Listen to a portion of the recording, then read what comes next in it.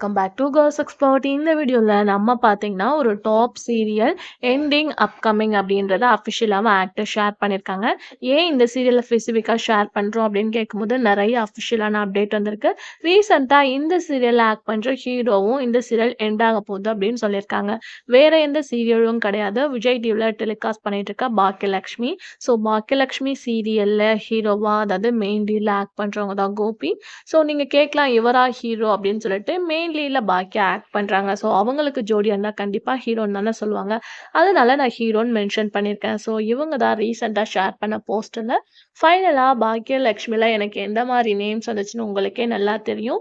எண்டும் ஆக போகுது அப்படின்றத ஒரு மாதிரி மெசேஜை டெக்ஸ்ட் பண்ணியிருக்காங்க.